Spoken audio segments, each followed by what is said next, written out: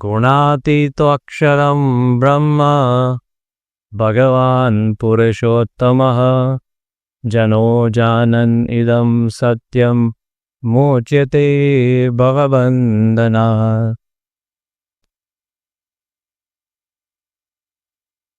શ્રી કૃષ્ણ ભગવાન અને અર્જુનના સંવાદમાં 18 અધ્યાય અને 700 શ્લોક પસાર થાય છે.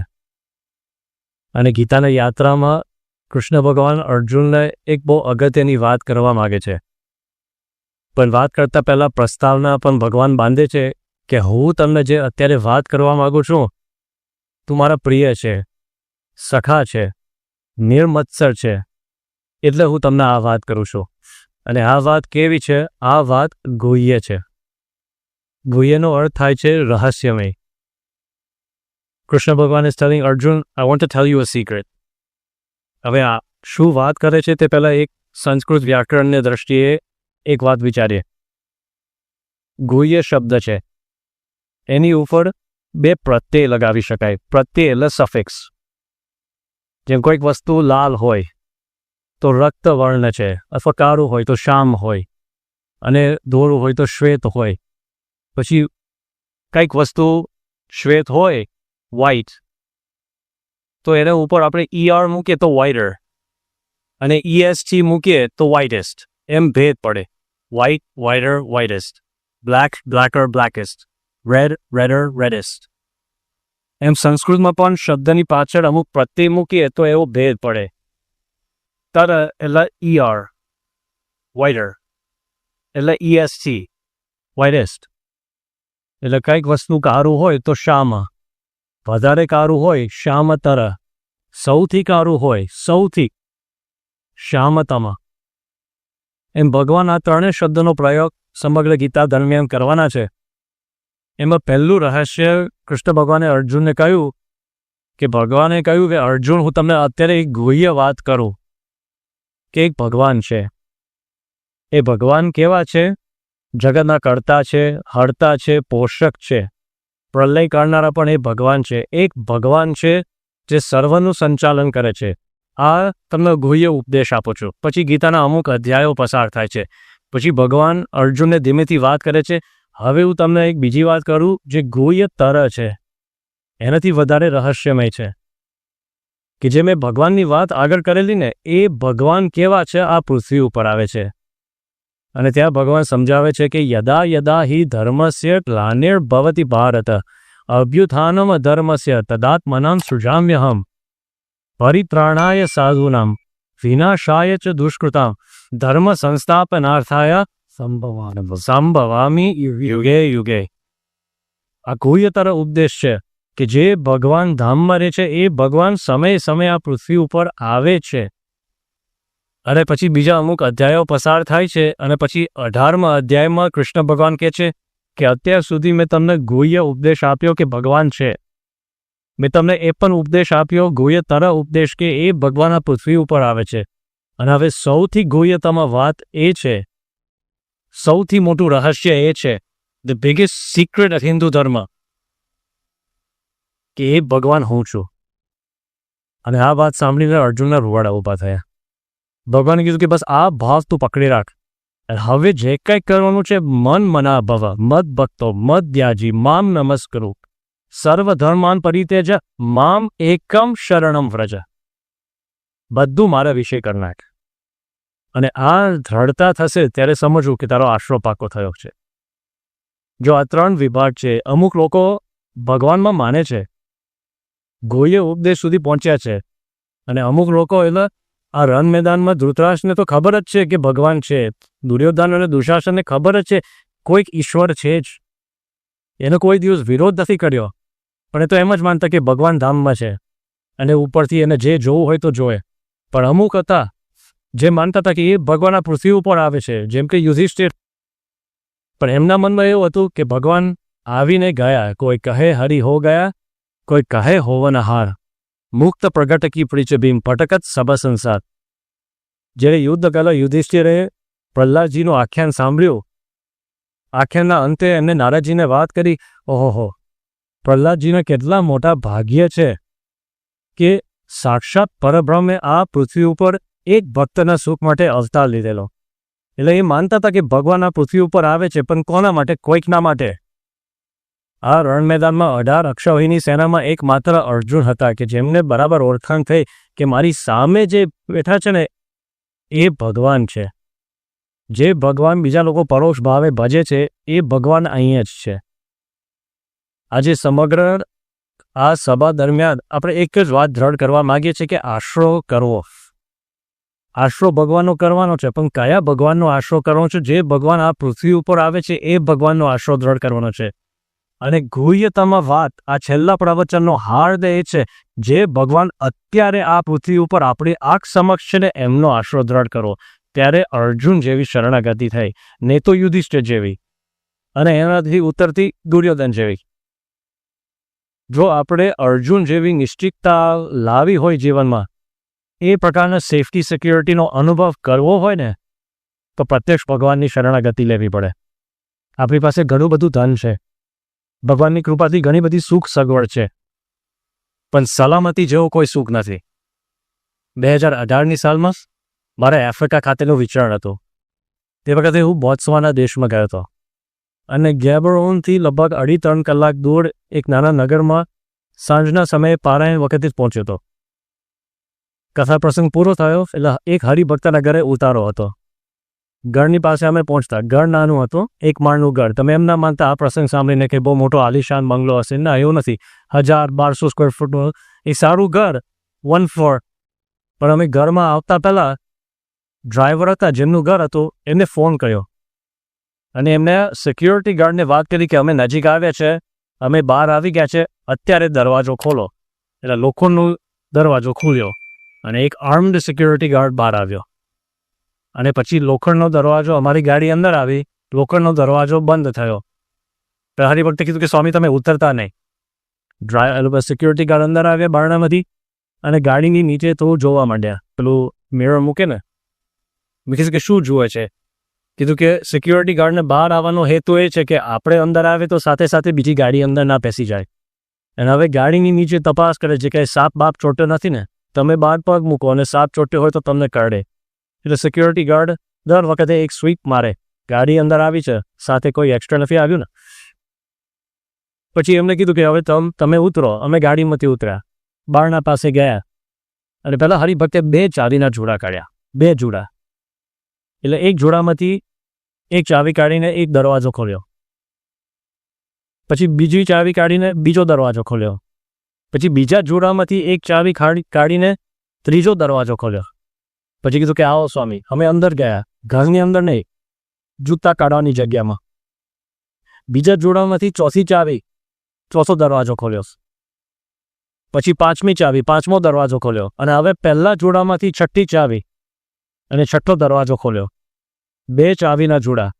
રખે કોઈક એક ચાવીનો જોડો ચોરી જાય ને તો એ 6 દરવાજાને ઉલ્લંઘન ના કરી શકે, ખોલી ના શકે. 6 દરવાજા ખોલ્યા અને અમે લિવિંગ રૂમમાં આવ્યા. લિવિંગ રૂમ આ સ્ટેજના અડધી જગ્યાએ લી. એક હોલવે બેડરૂમ તરફ જાય, એક હોલવે રસોડા તરફ જાય. બંને બાજુ લોખંડના મોટા દરવાજા, ઉપર ખાલી એક જારી હતી અને એ બંને લોખંડના દરવાજા કાઢે, ખોલ્યા. પછી પાણીની અમુક બોટલો લઈને મને બેડરૂમમાં લઈ ગયા અને કહ્યું કે આ સ્વામી આ તમારી રૂમ છે, તમને 2 વસ્તુ બતાવો. એક તો તમારા ખાટલાની બાજુમાં ઇમરજન્સી બટન છે ને, આ રમકડું નથી. કોઈ પણ રાત્રે કંઈક બીક લાગે, કંઈક પ્રશ્ન આવે, તમારે દબાવવાનું. અને બીજો આના જેવો જ બટન છે શૌચાલયમાં, કે તમે અંદર ગયા હોય અને પછી તમને કંઈક બીક લાગે તો બહાર આવીને શું અંદર ત્યાંથી એ દબાવવાનો. એટલે મેં કીધું કે ભગત આધું બધું કંઈક તો હદ હોય ને. એમને કહ્યું કે સ્વામી અમારી પાસે પૈસા છે, સત્તા છે, પણ આ દેશમાં માણસોની ખૂન ખરાબી ને એવી સામાજિક પરિસ્થિતિ છે, અમે ઘરધણી છે છતાં અમે જેલમાં છે ને એવો અનુભવ થાય છે. એટલે હવે હું તમને રૂમમાં મૂકું છું, બેડરૂમનો દરવાજો લોક હશે, આ બહારનો લોખંડનો દરવાજો લોક છે, હું લિવિંગ રૂમમાં છું. સલામતીના કેટલો ભાવ છે અત્યારે. માઇક્રોવેવના $100 હોય, ફ્રીજના $1000 હોય, પણ હું તમને બધી વસ્તુ આપું પણ કહો કે જીવનભરની અસલામતીનો અનુભવ સુખ જ ના આવે. પેલા હરિભક્તે કીધું કે સ્વામી બધું વેચીને અમેરિકા આવવા એવું મારે કરવું છે, કારણ કે આ પૈસા રાખીને કરવાનું શું? અર્જુનને ભગવાનની શરણાગતિ હતી યુદ્ધ બધાને લડવાનો હતો, પણ એમને જે શાંતિ હતી, જે સલામતીનો અનુભવ હતો ને, એવો કોઈને નહોતો. જયદ્રથે મહાદેવજીને રાજી કરવા માટે તપ આદર્યું. એમના મનમાં એવું હતું કે આ 4 પાંડવો અને ખાસ કરીને અર્જુન, 5 ભાઈઓએ ભેગા થઈને મારું અપમાન કર્યું. જયદ્રથે ખાલી દ્રૌપદી ઉપર એકવાર હાથ મૂક્યો તો આ બધા પાંડવોએ ભેગા થઈને એને જે અડધા મોવા જેવા કરેલા.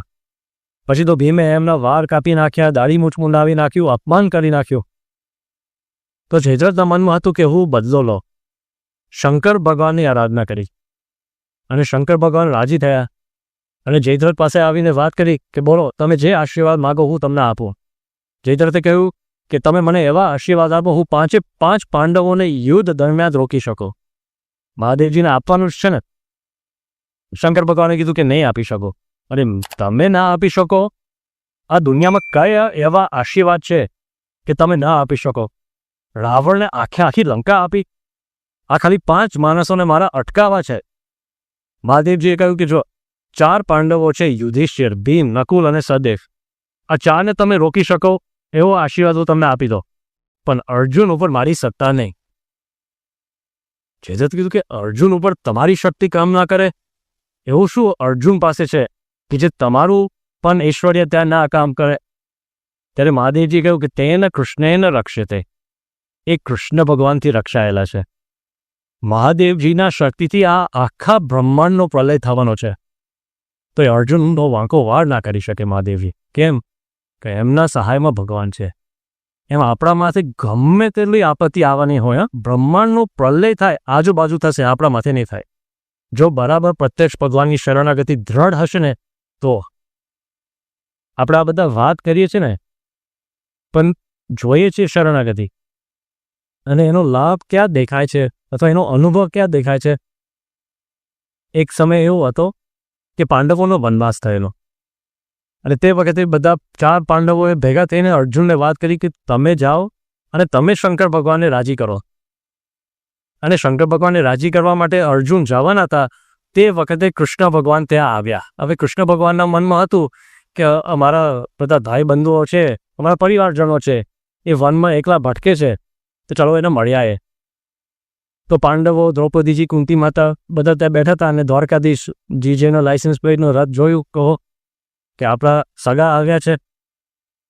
અને કૃષ્ણ ભગવાન તો ખાલી હાથે નહોતા આવ્યા, પાછા બધા પિકનિકની સામગ્રી લઈને આવ્યા કે તમે વનમાં તો ફળ ફૂલ ખાતા હશો, તો તમે સારું સારું જમો. તો બધા જમતા હતા.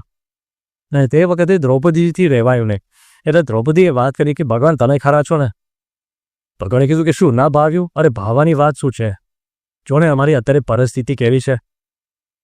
જ્યારે અમારા લગ્નનો દિવસ હતો તે વખતે મેં મનમાં સંકલ્પ કરેલો કે યુધિષ્ઠિર એક દિવસ ભારતના ચક્રવર્તી રાજા બનશે અને હું રાણી થઈશ. અને તે વખતે આ બીજા 4 પાંડવો છે, અર્જુન, નકુલ, સહદેવ અને ભીમ, નક્ષત્રની જેમ અમારી ફરતી સેવા કરશે, દેશ વિદેશમાં અમારી કીર્તિ વધારશે. અને અત્યારે જો ને રખડપટ્ટી કરીએ છીએ માતા સહિત. પાછા એ જો મહેલમાં હોય ને અને અમારે એકલા ભટકવું પડે તોય હજી ચાલે, માતાએ સહિત અમારે અહીં ભટકવું પડે છે. તમે દ્વારકાધીશ છો, તમે કંઈક કરો, હવે આમાં કામ કરવાનું છે. એટલે કૃષ્ણ ભગવાને થયું તમારા રાણી થવું છે, યુધિષ્ઠિરને રાજા થવું છે, બસ. અને ભગવાને હાથમાં પાણી લીધું અને ભગવાને સંકલ્પ કર્યો, સત્યમ મેં પ્રતિજાનામી રાજા રાજ્ઞી ભવિષ્યતિ. હું પ્રતિજ્ઞા લઉં છું, યુધિષ્ઠિર રાજા થશે, તમે રાણી થશે. એટલે આ લોકો તો બાકીના બધું ટીમન જમતા હતા અને અંદર ગોષ્ઠી શરૂ થઈ કે ભગવાન ખરા કરશે. આપણી બધી હયાની રાડો સાંભળી, પણ છેલ્લે તો આશ્વાસન આપીને આ એક વચન બોલીને જતા રહ્યા. કામ તો કર્યું નથી, કંઈ વાત તો કરી નથી. અને અંદર જ્યારે આવી ગોષ્ઠી થોડીક આમ ગતિ પકડીને, તે વખતે અર્જુને યુધિષ્ઠિરના ખભા ઉપર હાથ મૂકીને એમને રોક્યા કે ભાઈ, ભગવાને સંકલ્પ કર્યો છે ને, એટલે વાત તો પૂરી થઈ ગઈ. તમે રાજા થવાના જ છો અને દ્રૌપદી તમે રાણી થવાના જ છો. ક્યારે થશો એવું કીધું નથી, કેવી રીતે થશો કાંઈ કીધું નથી. અરે કદાચ વચ્ચે આખું યુદ્ધ લડવું પડશે ને તો ચિંતા ના કરી, કારણ કે યુદ્ધનું પરિણામ તો હવે આપણને ખબર જ છે, નક્કી જ છે કે આપણી જીત છે. તો તમે શું ચિંતા કરો છો? આપણા બધાને જીવનદાન મળી ગયું છે. જો આપણે કંઈ ચોપડી વાંચીએ ને, નવલકથા પહેલો પાઠ કરીએ ને, તો આપણે હંમેશા માટે કંઈક જિજ્ઞાસા તત્વ હોય કે આગળ શું થશે, આગળ શું થશે. બીજા ચેપ્ટરમાં, ત્રીજા ચેપ્ટરમાં. અંતે પરિણામ કેવું આવશે? હવે ધારો કે તમે આખી નવલકથા એકવાર વાંચી, પછી કોઈ કહે કે તમે ફરી બીજી વાર વાંચો, એટલો ઉત્સાહ ના રહે. કારણ કે તમને ખબર છે કે 10મા પાના પછી 11મા પાનામાં આવું જ પરિણામ આવવાનું છે. તમને ખબર છે કે એક એક પાના ઉપર શું આવવાનું છે. એની ડ્રામા જતી જ રહી, એનું જિજ્ઞાસા તત્વ જતું રહ્યું છે, એની ચિંતા, એ બીક, એ જે તમે તન્મય થતા હતા ને, એ બધું નીકળી ગયું. કારણ કે તમને શું ખબર પરિણામ કેવું આવવાનું છે, છેલ્લું ચેપ્ટરનું ઉદ્ઘાટિત રહસ્ય શું છે, ઓલરેડી તમને ખબર જ છે. એવી રીતે આપણા જીવનમાં જ્યારે મહાન સ્વામી મહારાજના આશીર્વાદ મળી જાય ને કે તમને આ મળવાનું જ છે, એટલે નિશ્ચિંત થઈ જાઓ. કેવી રીતે મળવાનું છે, વચ્ચે કેટલું યુદ્ધ લડવું પડશે એ આપણને ખબર નથી, પણ પરિણામ તો ખબર પડી ગઈ, તો હવે ચિંતા શું રાખવી. 2021ની સાલમાં મહાન સ્વામી મહારાજે બધા હરિભક્તો ઉપર એક પત્ર લખ્યો કે અમે 2023માં આવવાના છે, અક્ષરધામની પ્રતિષ્ઠા કરીશું, ધામધૂમ થશે, બ્રહ્માંડમાં ડંકો વાગશે. એના બધા વિચારમાં પડી ગયા કે કેવી રીતે થશે, શું થશે. ગણતરી કરી, ઓછામાં ઓછા 10 વર્ષ થશે. સ્વામી તો કહે છે કે 2 વર્ષમાં થશે. ના થાય. બધા શંકામાં, બધા ચિંતામાં, અને બધા શું કે સ્વામી આ પત્ર લખ્યો છે, હવે ઉપર સમય લખ્યો નહોતો, બાકી જો આપણે વિચાર્યું હોય તો ટાણા પોરમાં જ લખ્યા હશે. આ જવા દે છે, 2 વર્ષમાં 10 વર્ષનું કામ થયું કે નહીં? આપણે બધા એના સાક્ષી છે ને. તો 2 વર્ષ દરમિયાન આપણે શું કામ માથે સંતાપ લીધેલો? લેવા દેવા વગરનો જ આપણે દુઃખી થયા હતા ને. તો હવે તમારા જીવનમાં જે નેક્સ્ટ આશીર્વાદ લેવાના છે કે આગામી 2 વર્ષમાં મારા કાર્યમાં આલી જરૂર છે, મહાન સ્વામી આશીર્વાદ આપે, કામ કરવાનું છે, યુદ્ધે લડવું પડે, પણ ચિંતા તો ના કરી. અર્જુનને ખબર હતી મારી ઉપર જ જવાબદારી છે. અર્જુન ગયા વનમાંથી, અને એમના મનમાં હતું કે ચલો હું મહાદેવજીની આરાધના કરી નાખું. શિવલિંગ બનાવ્યું અને ધીમે ધીમે બધા રોજ અભિષેક કરતા હતા, ઓમ નમઃ શિવાય, ઓમ નમઃ શિવાય. તો દેવતાઓએ શંકર ભગવાન પાસે જઈને વાત કરી, આ તમારો ભક્ત તમારી આરાધના કરે છે, તો તમે એમનો સંકલ્પ પૂરો કરો. શંકર ભગવાન એને કંઈ જરૂર નથી જરૂર, આ તો એકલા વનમાં ભટકે છે. ના ના ના, એને કંઈ હૃદયમાં એટલી કંઈ અભિલાષા નથી. બધા દેવતાઓ કીધું કે ના ના, અમને લાગે છે કે એની બહુ ઝંખના છે, કે એની બહુ જરૂર છે. મહાદેવજીએ કહ્યું કે હું તમને બતાવું. એટલે મહાદેવજીએ પોતાનું રૂપ બદલી નાખ્યું, અને પર્વતનો કોઈ પારધી હોય ને, એને શબ્દ વપરાય છે કિરાત. કિરાત એટલે પર્વતમાં રહેનારો કોઈ પારધી. શંકર ભગવાને કિરાતનું રૂપ ધારણ કર્યું, અને વૃદ્ધ અવસ્થાનું કિરાત. એટલે એક દાદા હોય, હાથમાં લાકડી લઈને ટેકે ટેકે ચાલતા હોય, એવી રીતે એ વેશકેશમાં, એ અવસ્થામાં ટેકે ટેકે ચાલતા અર્જુન પાસે આવ્યા. અને અર્જુન ઓમ નમઃ શિવાય અભિષેક કરતા. એટલે આ દાદા હસવા માંડ્યા કે ભગત શું કરે છે, કે હું દેખાતો નથી, હું શંકર ભગવાનનો કેટલો પરમ ભક્ત છું, હું અહીંયા તપ કરું છું, ત્યાગ રાખું છું, ભક્તિ કરું છું, એટલે શંકર ભગવાન મારી ઉપર પ્રસન્ન થશે, અને પછી મને એમના દિવ્ય અસ્ત્ર શસ્ત્રનો યોગ કરાવશે. એટલે કિરાતે વાત કરી, એમને એમ કે ઓછું થાય, અરે તારામાં કંઈ બળ હોય તો તું જાતે યુદ્ધ લડ. એટલે અર્જુને લાગ્યું કે આ મને શબ્દ મારે છે. ગીતામાં લખ્યું છે સંભાવિતસ્ય ચ અકીર્તિ મરણાત અતિરિચ્યતે. પ્રતિષ્ઠિત વ્યક્તિ છે, એને કંઈક લાકડીથી પ્રહાર કરો, એના કરતાં શબ્દથી પ્રહાર કરો ને, એ મૃત્યુ જેવું છે, કે તું આમ છે, તું તેમ છે. એટલે કિરાતે આવા 2-4 બાણ માર્યા, શબ્દના બાણ. તો એ નકામો છે, તારા પરિવારને ભટકવું પડે છે, એ મૂળ તારામાં કોઈ પુરુષત્વ નથી, એટલે તો ભટકવું પડે છે. બાકી કંઈક દમ હોય તો તારા જાતે લડવું જોઈએ ને. એટલે અર્જુનને થયું હું તારા બતાવ દાદાની સામે. તો અર્જુન યુવા અવસ્થામાં ઊભા થયા, પોતાનું ગાંડીવ હાથમાં લીધું, અને અમુક શર વર્ષાઓ કરી, અને દાદાએ પોતાને લાકડી લઈને ફટફટ બધા બાણને હલાવી નાખ્યા, બધાને દૂર કર્યા. એટલે અર્જુનને થયું કે ચલો, ગાંડીવ ના ચાલ્યું, બાણ ના ચાલ્યું, તો તલવાર તો ચાલે. એટલે એને તલવાર કાઢીશ, અને તલવારને માણસ ઉપર મારે તો માણસને 2 કટકા થવા જોઈએ ને. પણ પેલા ભાઈએ લાકડી આડી કરી. હવે કાંઈ બોલતો નહીં, તલવાર અને લાકડું આડું કરે તો એ લાકડીને તો 2 ભાગ થવા જોઈએ ને. પણ જ્યારે પથ્થર ઉપર પછાડ્યું ને, ઢંગ દઈને પાછું આવી ગયું, અને તલવાર તો જમીન ઉપર પડી ગઈ. એટલે અર્જુન વિચારમાં હતો. દાદા ફરી હસવા માંડ્યા, કિરાત. એટલે કિરાતે પોતાનું વોકિંગ સ્ટિક લઈને ધડાધડી એના જે માર્યા ને, અને અર્જુન આમ ગરીકમાં ઊભા થાય, ફરી મારે, ઊભા થાય, ફરી મારે, ઊભા થાય, ફરી મારે. અને પછી દાદા કે હવે તું હેઠો બેસ, ઊભા થઈશ તો તને મારી નાખીશ. એટલે અર્જુને ખમાયા કર્યા કે રહેવા દો દાદા, રહેવા દો, દયા કરો. મોઢામાંથી લોહી, આંખમાંથી લોહી, કાનમાંથી લોહી, બધે હાથ પગ ઉપર સોજા થઈ ગયા હતા. અને દાદા હસતા હસતા ત્યાંથી નીકળી ગયા. આજકાલના જુવાનિયાઓ એમ કહીને નીકળી ગયા. હવે આ પરિસ્થિતિમાં અર્જુને પોતાની હાલત સામું જોયું અને કિરાતના બધા શબ્દ યાદ આવવા માંડ્યા અને એને લાગ્યું કે કિરાતે મને જેટલા વચન માર્યા છે ને એ બધા વચન સત્ય છે. હું નકામો છું. મારા ભાઈઓએ, મારી પત્ની, મારી માતાએ મારી ઉપર કેટલી બધી આશા મૂકીને મને મોકલ્યા છે કે તમે દિવ્ય અસ્ત્ર સિદ્ધ કરો.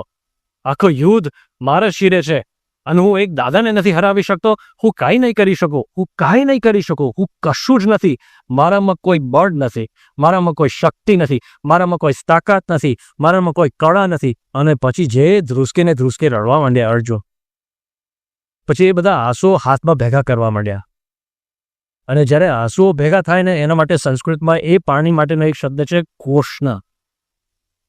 હાથમાં અંજલિ જેવું પાણી ભેગું થયું અને એ અશ્રુ જળથી શંકર ભગવાન શિવલિંગનો અભિષેક કર્યો અને કીધું કે મહાદેવજી કંઈક દયા કરો. અરે શંકર ભગવાન તરત પ્રગટ થયા. Now you want it. હવે તારે જોઈએ છે.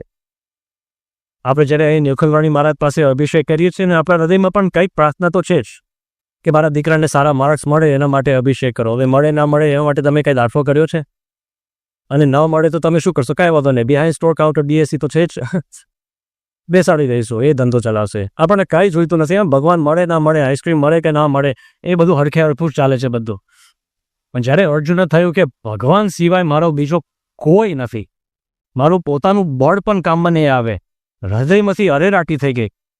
કોઈ દિવસ તમારા જીવનમાં એવા દુઃખ આવ્યા છે અથવા એવી કઈ વસ્તુની જરૂર પડી છે કે તમને થાય કે એક અંજલિ જેટલું પાણી મારા અશ્રુઓથી ભરાય? એ જ્યારે જીવન દિવસ આવશે ને ત્યારે સમજો એ પ્રાર્થના ભગવાન સાંભળશે. હવે એ પ્રાર્થના કોને કરવી એ મુખ્ય આ પ્રવચનનો ઉદ્દેશ્ય છે. ધારો કે આ માઇક્રોફોન ચાલે છે, આ તો વાયરલેસ માઇક્રોફોન છે, પણ આ બીજા બધા વાયર્સ છે ને 110 વોલ્ટનું વાયર છે, કરંટ ચાલે છે. હવે 110 વોલ્ટનું કરંટ તમે અડો ને તો થોડોક શોક લાગે, તો એને ઝીલવા માટે એટલો સ્ટ્રોંગ વાયર જોઈએ. એ આ બધા વાયર્સ. હવે આનાથી પર જે હાઈવે ઉપર વાયર જાય છે ને એ 1,10,000 વોલ્ટનું વાયર છે. એટલી બધી ઉર્જા, એટલી બધી શક્તિ, એટલું બધી તાકાત એ વાયરનો છે. તો જે આ વાયર કરતાં એ તો 1,000 ગણું તો વધારે મજબૂત હશે ને એ વાયર, તો જ એટલી ઉર્જા, તો જ એટલી શક્તિને ઝીલી શકે ને. તો 1,10,000 વોલ્ટનું વાયરને ઝીલવા માટે, 1,10,000 વોલ્ટની ઉર્જા ઝીલવા માટે કેવું વાયર મજબૂત જોઈએ? એનાથી પર વીજળી છે 1 બિલિયન વોલ્ટ્સ. વીજળીની બધી ઉર્જા, વીજળીની બધી શક્તિને ઝીલી શકે એવું કોઈ વાયર હજી બન્યું નથી. અને વીજળી કરતાં પણ ચંદ્રની શક્તિને ઝીલી શકે એવું કાંઈ વાયર બન્યું છે? એનાથી પર સૂર્યને આખા બધા જ કિરણો, એમાં જેટલી શક્તિ છે, જેટલી ઉર્જા છે, એને ઝીલી શકે એવું આ દુનિયામાં કોઈ વાયર છે? તો સૂર્યથી પર ભગવાન છે. ગીતામાં 15મા અધ્યાયમાં લખ્યું છે, ન તદ ભાસયતે સૂર્ય ન શશાંકો ન પાવક. વિદ્યુત, અગ્નિ, ચંદ્ર, સૂર્ય એ બધા કરતાં વધારે એનર્જી, વધારે ઉર્જા અને શક્તિ ભગવાનમાં છે. હવે એ ભગવાનને ઝીલવા માટે કેવું સ્ટ્રોંગ વાયર જોઈએ? એ વાયર એટલે મહાન સ્વામી મહારાજ. આ પુરુષ ભગવાનને પકડી રાખ્યા છે, ભગવાનને ધારી રાખ્યા છે. આણંદમાં એક વખતે બાળકે મહાન સ્વામી મહારાજને પ્રશ્ન પૂછ્યો કે તમારામાં એવું શું છે કે લોકો રોજ સવારના 3:30 વાગે જાગીને તમારી પૂજામાં આવે છે? મહાન સ્વામી, ભગવાનની શક્તિ છે. ભગવાનને ધારીને બેઠા છે, એમની શરણાગતિ લઈએ ત્યારે અર્જુન જેવું સુખ આવે. આપણે જ્યારે અર્જુન બનીશું ને ત્યારે આ જ મહાન સ્વામી મહારાજમાં આવો અનુભવ થશે. સામે જ છે. જેમ અર્જુન માટે કૃષ્ણ ભગવાન અમુક સમય માટે સામે જ હતા, તોય એમને હતું નહીં કે આ મારા તારણહાર છે. પણ જ્યારે બહુ દુઃખ આવ્યું ત્યારે એમને પ્રતીતિ આવી કે આ જ છે. એમ આપણા જીવનમાં મહાન સ્વામી મહારાજ સામે જ છે. પણ જ્યારે આપણે અર્જુનની જેમ ખરેખર સંપૂર્ણપણે હૃદયથી ખાલી થઈશું અને સંપૂર્ણ એમના જ નિર્ભર થઈશું, એમના શરણાગત થઈશું, તો અનુભવ થશે. થોડા વર્ષો પહેલાં મહાન સ્વામી મહારાજ મુંબઈમાં હતા અને મુંબઈમાં ગોરેગાંવમાં એક સ્ટેડિયમમાં એમનો જન્મજયંતિ મહોત્સવમાં હતો. સપ્ટેમ્બર મહિનો હતો. હવે મુંબઈના ટ્રાફિકમાં જેને જે અનુભવ છે એમને ખ્યાલ કે સાંજના સમયે ટાઈમસર પહોંચવા માટે આમ ટ્રાફિકની ધારણા પ્રમાણે તો 1.5 કલાકનો રસ્તો, પણ મુંબઈમાં ગમે ત્યારે ટ્રાફિક વધી જાય. 1.5 કલાકનો તો સીધા 3 કલાકે થાય, 5 કલાકે થાય. તમે કંઈ ધારી ના શકો. એટલે હવે આનો ઉપાય શું કરવો? નક્કી કર્યું કે મહંત સ્વામી મહારાજ બપોર પહેલાં નજીકના એક હોટલમાં આવી જાય. અરે બપોરે ત્યાં આરામ કરે એટલે નજીકમાં સ્ટેડિયમ આવી ગયો એટલે 10-1 મિનિટમાં ત્યાં સીધા સ્ટેડિયમમાં સાંજે પહોંચી જાય. બપોરે સહારા વિસ્તારમાં એક હોટલમાં મહંત સ્વામી મહારાજે પ્રવેશ કર્યો અને એન્ટ્રીના કાઉન્ટર પાસે એક દક્ષિણ ભારતીય હતા, એમનું નામ હતું સંતોષભાઈ મિશ્ર. મહંત સ્વામીના જીવનમાં પહેલી વાર એમના દર્શન થતા હતા અને રડવા માંડ્યા. મહંત સ્વામી કંઈ એમની સાથે એક શબ્દનો વાર્તાલાપ કર્યા વગર ઉતારે ગયા. પછી સંતોષભાઈ પાસે ગયા અને એમને વાત કરી કે સંતોષભાઈ શું થયું, તમે મને બહુ આગળ પૂછતા નથી અને મને પૂછતા નહીં કે કેમ શું થયું છે. તમારા ગુરુના દર્શન કરીને મને કંઈક અલૌકિક અનુભવ થાય છે. પછી એમને કહ્યું મારો કંઠ ગદગદ ભાવથી ભરાઈ ગયો છે, મારો હૃદય ગદગદ ભાવથી ભરાઈ ગયો છે, મારો કંઠ બાષ્પથી રૂંધાઈ ગયો છે. તમારા ગુરુનો સાત્વિક ચહેરો જોઈને મને થયું કે એક મહાન અવતાર આ પૃથ્વી ઉપર પ્રગટ થયા છે. કળિયુગમાં જાણે નારાયણ હોય એવા પ્રગટ થયા છે. હું વૈષ્ણવ છું, પણ આજે મને સાક્ષાત શ્રી કૃષ્ણ ઠાકોરજીના દર્શન તમારા ગુરુમાં થયા છે. મારા પ્રોટોકોલ છે, બાકી હું અહીંયા દંડવત કરવા માંડું. એવા તમારા ગુરુના દર્શન મને આજે થયા. અલૌકિક સુખ શાંતિનો અનુભવ થાય છે. જ્યારે વ્યક્તિની પાત્રતા હશે ત્યારે તરત જ આ જ સ્વરૂપ ભગવાનનું તેજોમય સ્વરૂપ જેવું દર્શન થશે. તો આજે ગીતાનો ગુહ્યતમ સંદેશ આ છે કે જીવનમાં નક્કી કરો કે ભગવાન છે. એ ભગવાન આકાશમાં નથી, એ ભગવાન આ પૃથ્વી ઉપર સમયે સમયે આવે છે. અને જો સંપૂર્ણપણે નિશ્ચિત થકા જીવનમાં સુખી થવું હોય તો એટલું યાદ રાખજો, એ ભગવાનનું સ્વરૂપ અત્યારે વર્તમાન કાળે મહંત સ્વામી મહારાજમાં પ્રગટ છે. એમની દ્રઢ શરણાગતિ આપણે કરીશું ને, જેવી રીતે અર્જુન નિશ્ચિંત થકા આખો યુદ્ધ લડી શક્યા અને સુખેથી ભગવાનના ધામમાં પહોંચી શક્યા, એમ જીવન સંગ્રામમાં નિશ્ચિંત થકા આપણે પાર થઈશું અને સુખેથી હસતા હસતા ભગવાનના ધામમાં પહોંચીશું. ભગતજી મહારાજના જીવન ચરિત્ર લખાવવાનો વિચાર હરમાનભાઈએ યોગીજી મહારાજને અક્ષરદેરીમાં આપ્યો અને હરમાનભાઈએ વાત કરી કે હર્ષદભાઈ દવે જેવા કોઈક સિદ્ધ લેખક ભગતજી મહારાજનું જીવન વૃત્તાંત લખે તો સારું. શાસ્ત્રના સંદર્ભો એમને આવડે છે અને એમની કલમ બહુ સારી છે. તો યોગી બાબાને આ વિચાર ગમ્યો અને હર્ષદભાઈને ત્યાં અક્ષરદેરીમાં બોલાવીને એમને આશીર્વાદ આપ્યા કે જાઓ તમે ભગતજી મહારાજનું જીવન ચરિત્ર તમે લખો. તો હર્ષદભાઈ તો ગડગડા થઈ ગયા અને એમના મનમાં જે સંકલ્પ હતો ને કે સ્વામી મારે તો લખવું, તો કેવી રીતે લખવું. આવા ગુણાતીત સત્પુરુષ અને એમના જીવનના બધા પ્રસંગો લખવા સારી રીતે અને એમનો મહિમા યથાર્થ રીતે ગાવો, એ તો ગુણાતીત પુરુષ હોય એ જ ગુણાતીત પુરુષનો મહિમા કહી શકે. તો એ પહેલો સંકલ્પ યોગીજી મહારાજે પકડ્યો અને યોગીજી મહારાજે કીધું કે તમે જાઓ લખો, અને તમારે તો લખવાનું જ નથી, આ તો ગુણાતીત બાપા આવીને તમારી કલમ ઉપર બેસશે અને એ જ લખાવશે. અને પછી યોગી બાપાએ કીધું કે તમારા મનમાં હશે કે કેવી રીતે સમય મળશે, તો હવે ધંધા પાણીમાંથી થોડી નિવૃત્તિ લેતા જાઓ, સમય આના પાછળ કાઢો. શાસ્ત્રીજી મહારાજ બહુ રાજી થશે, એ ભરશે એટલે તમારું કામ થશે. અને પછી યોગીજી મહારાજે શાસ્ત્રીજી મહારાજના પ્રસાદીના 120 પાના આપ્યા. શાસ્ત્રીજી મહારાજે જાતે ભગતજી મહારાજના જન્મથી માંડીને સ્થિતિ પર્યંત, આવો શબ્દ શાસ્ત્રીજી મહારાજે લખ્યો, સ્થિતિ પર્યંત, એના બધા પ્રસંગો શાસ્ત્રીજી મહારાજે પોતે પોતાના હાથે લખેલા. 120 પાના બધા ભેગા થઈ ગયા હતા. પેન્સિલમાં શાસ્ત્રીજી મહારાજે લખેલું, યોગી બાપાએ રાખ્યા હતા, તે હવે હર્ષદભાઈને આપ્યા. એનું વાંચન કરીને હર્ષદભાઈને સંકલ્પ થયો કે ભગતજી મહારાજની અલૌકિક મૂર્તિ, એવી મૂર્તિનું વર્ણન આવે છે કે એમની પાતળી ચામડી કે કોઈ પ્રકાશ મૂકે, મીણબત્તી આગળ હાથ મૂકે, આર પાર દેખાય, અને એટલી સૌમ્ય મૂર્તિ કે રૂપના અંબાર જો. તો એમને સંકલ્પ થયો કે આ મૂર્તિના દર્શન અમને કેવી રીતે થાય. યોગીજી મહારાજને વાત કરી. યોગી બાપા કીધું કે તમે શાસ્ત્રીજી મહારાજને પ્રાર્થના કરો તો શાસ્ત્રીજી મહારાજ તમારો સંકલ્પ પૂરો કરશે. અને શાસ્ત્રીજી મહારાજને એ દિવસે પ્રાર્થના કરી તો રાત્રે ભગતજી મહારાજે હર્ષદભાઈ દવેને દર્શન આપ્યા અને મૂર્તિનું સુખ આપ્યું. હર્ષદભાઈએ પછી લખવાનું શરૂ કર્યું. અક્ષરદેરીમાં વર્ષ પછી બહુ ભવ્ય ઉત્સવ થયો હતો અને લગભગ 80,000 હરિભક્તો ભેગા થયા હતા અને 2000 પ્રત છાપીને એ દિવસે ભગતજી મહારાજના જીવન ચરિત્રનું ઉદ્ઘાટન હતું. સભામાં યોગીજી મહારાજે ઉદ્ઘાટન કર્યું હતું અને એ દિવસે 14 વર્ષના એક પાર્ષદ હતા ઘનશ્યામ ભગત. એમને એ જ સાંજથી આખી રાત જાગીને આખું જીવન ચરિત્રનું પારાયણ કરી નાખ્યું. પારાયણ એટલે આખો પાઠ કરી નાખ્યો અને બીજે દિવસે સવારે યોગી બાબાને ખબર પડી, સ્નાન આદિકમાંથી પરવાર્યા અને કોઈકે વાત કરી કે આ ઘનશ્યામ ભગતે એક રાતમાં આખા ભગતજી મહારાજનું જીવન ચરિત્ર વાંચી નાખ્યું. યોગી બાપાએ દંડવત ચાલુ કર્યા 14 વર્ષના પાર્ષદ. અને વિનુભાઈ ત્યાં બાજુમાં હતા, મહાન સ્વામી મહારાજ યુવકમાં, એ તો હેપતાઈ ગયા. અને આ ભગત પણ થોડાક શરમાઈ ગયા, એટલે નીકળવા માંગતા હતા તે યોગી બાપાએ વિનુભાઈ આને પકડો. તો વિનુભાઈ મહાન સ્વામી કહે છે કે હું તો ધર્મ સંકટમાં પડ્યો કે જો પકડું તો યોગી બાપા દંડવત કરે અને હું ન પકડું તો આજ્ઞા લોપી કહેવાય. અને યોગી બાપાએ તરત કીધું કે ગુરુ આજ્ઞા પાડી લો મારી. એટલે વિનુભાઈ પાર્ષદને પકડ્યા અને એમાં બીજા હરિભક્તે આવીને યોગી બાપાને પકડ્યા, પણ યોગી બાપાએ એમને 3 દંડવત કર્યા. અને પછી એમને હાથ જોડીને યોગી બાપા ગડગડ ભાવે વાત કરી કે ગુરુ તમે ભગતજી મહારાજનું જીવન ચરિત્ર વાંચ્યું, તમે ભગતજીનું સ્વરૂપ થઈ ગયા.